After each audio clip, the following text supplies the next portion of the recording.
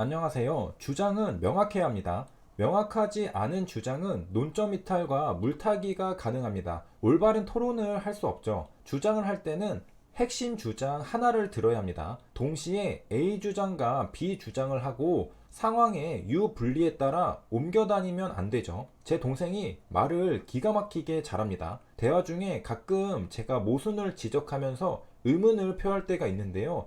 그럴 때면 갑자기 새로운 주장을 눈치채지 못하게 가져와서 방어합니다. 우리 가족들 눈에는 멋지게 방어해낸 것으로 보이기 때문에 박수를 치며 똑똑하다고 칭찬합니다. 그런데 제 눈에는 이게 무슨 일인가 싶죠. 너 아까 A라며. 근데 왜 갑자기 B라 그래? 약점을 방어하려고 주장을 바꿔 타면 안 되지. 뒤에 동생과 이야기하면 오빠 말이 맞다고 합니다. 그런데 자기도 왜 그러는지 모른다고 합니다. 자동이라고 하는데 자기 자신도 속이는 무아지경의 경지죠. 사실 저도 뭔가 이상하긴 한데 곰곰이 생각해야 동생의 주장에서 이상한 점을 파악할 때가 있으니까 교묘하게 말을 잘하는 것이죠. 인생을 살다 보면 A 주장과 B 주장을 왔다 갔다 하면서 유리한 점만 강조하는 걸 목격하는 경우가 생각보다 많습니다. A의 약점은 B로 방어하고 B의 약점은 A로 방어합니다. 그러면 안 되고 주장은 명확해야 합니다. 주장이 명확하다는 것과 완벽하다는 것은 다릅니다. 모든 주장은 강점과 약점이 있죠. 공격이 불가능한 주장도 없고 방어가 불가능한 주장도 없습니다.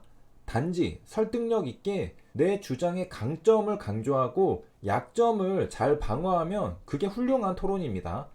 특히 신뢰도 높은 공신력 있는 데이터를 근거로 제시하면 더욱 설득력이 높아지겠죠. 그렇기 때문에 자료조사는 많이 할수록 유리합니다. 풍부한 지식을 토대로 주장하면 아무래도 말에 힘이 실리죠. 상대방도 부인할 수 없는 통계 자료를 갖고 주장하면 이보다 좋을 수는 없을 겁니다.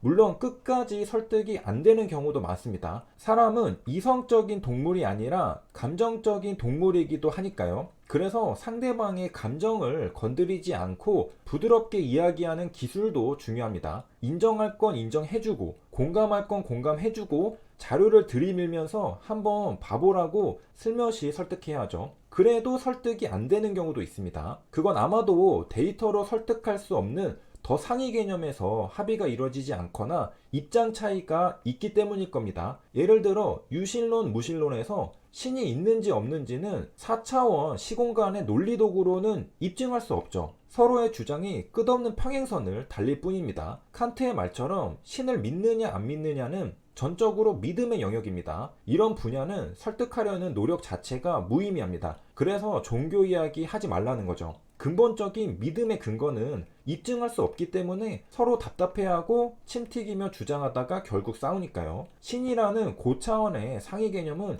인간이 지각이라는 감옥에 갇혀있는 한 절대로 합의할 수 없습니다. 인간의 논리 도구로는 신의 존재를 증명할 수 없습니다. 마찬가지로 정치도 비슷합니다. 각자의 입장이 있고 이해관계가 있으니까 설득하기 힘듭니다. 그래서 정치 이야기도 하면 안 됩니다. 역시 평행선을 달리다가 싸웁니다. 그래서 저는 제 채널에서 종교 이야기도 안 하고 정치 이야기도 안 합니다. 앞으로 할 생각도 없죠. 하지만 법과 과학은 다릅니다. 법은 논리죠. 법은 논리로 설득할 수 있습니다. 과학은 실험이죠. 과학은 데이터로 설득할 수 있습니다. 법과 과학이 모두 등장하는 토론이 최근 이슈가 되고 있는 방역 패스 집행정지 신문이 이뤄지고 있는 행정법원입니다. 의대 교수와 방역당국은 각종 통계 자료를 근거로 들면서 각자의 주장을 논리적으로 뒷받침합니다. 국민들인 우리는 이렇게 제시하는 자료들을 토대로 나름대로의 논리로 해석할 수 있습니다. 제시한 자료를 들여다보고 주장을 들어보고 누구의 말이 더 설득력이 높은가 판단할 수 있습니다. 이 판단은 개인마다 다르겠죠. 이런 게 민주주의라고 생각합니다. 정보가 투명하게 공개되고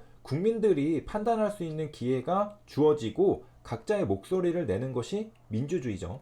방역당국의 손영래 반장은 방역 패스의 목적은 미접종자를 보호하고 의료체계를 보존하는 것이다라고 밝혔습니다. 방역 패스의 목적은 두 가지입니다. 미접종자 보호와 의료체계 보존이죠. 주장이 두 개입니다. 방역당국이 이전부터 강조하던 핵심 주장은 미접종자 보호 하나였는데 법원이 신문하면서 갑자기 두 개가 되어버렸습니다. 기자가 깔끔하게 정리하여 두 가지 주장으로 요약한 건데 실제 법원 신문 대화 내용을 들어보면 헷갈릴 수 있습니다. 방역 패스의 목적이 미접종자 보호와 의료체계 보존이라고 주장한 걸 잘 기억하면서 들으면 판사가 어떤 방식으로 집요하게 파고들었는지 눈에 잘 들어옵니다. 신문을 시작하려면 각자가 주장하는 바를 들어봐야겠죠. 판사가 물었습니다. 방역 패스의 목적이 뭔가요? 가장 기본적인 질문이기 때문에 정부 측도 예상했는지 답변이 술술 나왔다고 합니다. 미접종자를 보호하고 코로나 감염 확산을 방지하는 것. 미접종자 보호 목적이 크다고 강조했습니다. 정부가 이전부터 거듭 강조했던 미접종자 보호라는 주장은 법원에서도 달라진 것 없이 똑같이 일치했습니다. 이제 판사의 머리에 방역 패스의 목적은 미접종자 보호라고 입력되었습니다. 그 목적에 맞춰 논리를 진행해 나갑니다. 판사는 의문을 제기했습니다. 그게 어떻게 공익이 될 수 있죠? 미접종자로선 백신 부작용이나 코로나 감염 위험 등을 나름대로 고려해 자신의 건강을 미접종으로 지키는 게 맞다고 생각한 건데 선택을 할 수 있는 권리가 있는 거잖아요. 두 가지로 해석할 수 있습니다. 첫째, 공익은 사회 전체의 이익을 말합니다. 일부의 이익이 아니라 전체의 이익이 공익이죠. 그런데 판사는 미접종자라는 특별 집단을 보호하는 것이 어떻게 사회 전체의 이익이 될 수 있는지 물어본 겁니다. 소수 집단을 보호한다는 건 시각에 따라서는 오히려 특혜로 여겨질 수도 있는 것이죠. 불공평할 수 있는 겁니다. 왜 전 국민은 보호하지 않고 미접종자만 보호해 주느냐? 이런 의문을 제기할 수도 있는 겁니다. 일반 국민은 차별하고 미접종자만 보호해 주냐고 항의할 수도 있는 겁니다. 특정 집단만 보호하는 것이 과연 공익에 부합하느냐는 의문이죠. 공익은 소수가 아닌 다수를 위한 것이어야 합니다. 둘째, 방역 패스의 목적이 미접종자인 당사자를 보호하기 위한 건데 당사자의 선택을 제한하는 게 공익이 될 수 있느냐고 물어본 겁니다. 이건 우리가 저번 시간에 다뤘었죠. 그러자 정부 측은 미접종자의 중증과 사망을 막는 것뿐 아니라 이들에게 할애되는 의료체계를 보존하는 것, 의료체계가 붕괴되면 코로나뿐 아니라 일반 의료체계까지 모두 붕괴하게 된다고 재차 답했습니다. 여기에서 방역 패스의 진짜 목적이 드러납니다. 판사의 질문과 정부의 답변이 이어지면서 점차 방역 패스의 목적이 선명해진 것이죠. 결국 의료체계 보존이 방역 패스의 목적이었습니다. 여기까지 정리하면 정부가 주장한 방역 패스의 목적은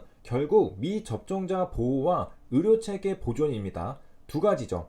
처음에 재판부가 방역 패스의 목적을 묻자 정부는 미접종자 보호가 목적이라고 답했습니다. 하지만 재판부가 그게 어떻게 공익이 되느냐고 묻자 정부 측은 갑자기 공익은 의료체계를 보존하는 것이 공익이라고 답했습니다. 앞서 정부 측은 방역 패스의 목적이 미접종자 보호라고 답했는데 판사가 재차 묻자 이번엔 방역 패스의 목적이 사실은 의료체계의 보존이라고 답한 것이죠.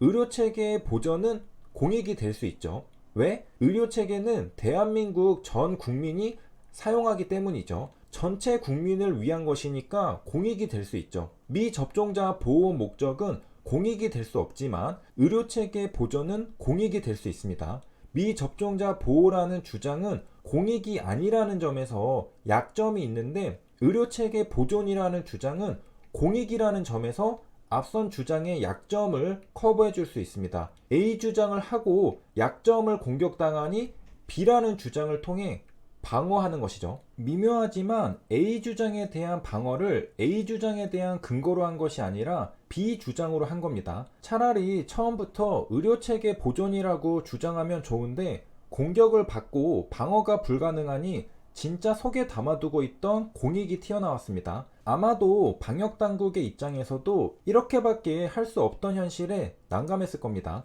미접종자가 중환자실의 절반을 차지하니까 마트 가지 마세요 라고 말할 수는 없었던 것을 이해합니다. 그것보다는 우리가 당신들을 보호해 주겠습니다. 그러니 마트는 가고 싶어도 참아주세요 라고 말해야 했겠죠. 하지만 주장이 바뀌었어도 판사는 융통성이 있습니다. 오케이, 이제 말 바꾸면 안 된다. 아마도 속으로 그랬을 것 같은데 판사는 새롭게 바뀐 방역 패스의 목적을 공략해 나갑니다. 의료 체계의 보존이 방역 패스의 목적이라는 주장이 판사의 머리에 새롭게 입력되었습니다. 이제 해당 논리에 따라 질문과 답변이 오고 갔는데 결국 판사는 깊은 한숨을 쉬게 됩니다. 다음 시간에 이어서 다뤄보겠습니다. 세 줄 요약입니다. 정부는 방역 패스의 목적은 미접종자 보호라고 말했습니다. 판사는 그게 어떻게 공익이 되느냐 물었습니다. 정부는 방역 패스의 목적은 의료 체계의 보존이라고 답했습니다. 여기까지 시청해주셔서 감사합니다.